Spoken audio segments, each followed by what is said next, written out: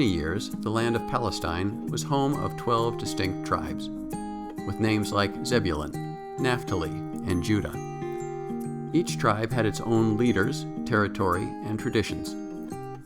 King David brought the 12 tribes together to form a single nation. Though distinct, the tribes shared much in common. In fact, people told a story of how the original founders of the 12 tribes had been brothers many years earlier.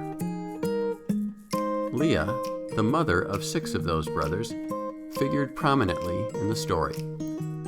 Leah was a hard-working and resourceful woman. Her father Laban was convinced that she was destined for great things. One day, destiny came calling in the form of Jacob, a cousin from the southern region of Canaan.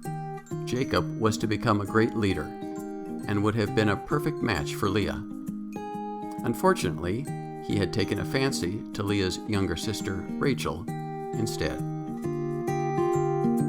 When Jacob asked for Rachel's hand in marriage, Laban agreed on the condition that Jacob work for him for 7 years.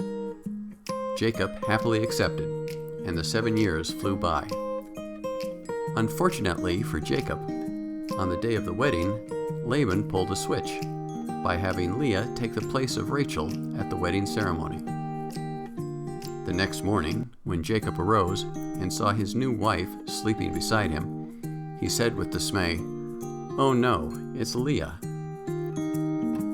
Jacob complained to Laban, and eventually the two agreed that for another 7 years of work, Jacob could marry Rachel too. Soon after the weddings, the family started to grow. Jacob had 6 sons and 1 daughter by Leah, 2 sons by Rachel, and 4 more by the maids of Leah and Rachel, who were asked to serve as surrogate mothers when the need arose.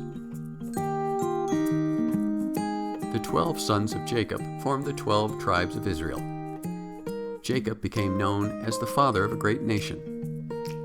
Although often overlooked, Leah, Rachel, Bilhah, and Zilpah were the mothers of that same nation.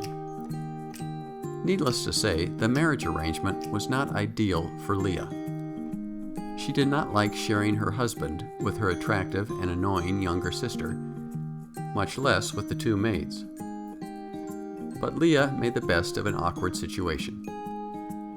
She was an exceptional mother, raising her own 7 children, and undoubtedly lending a hand with the other 6.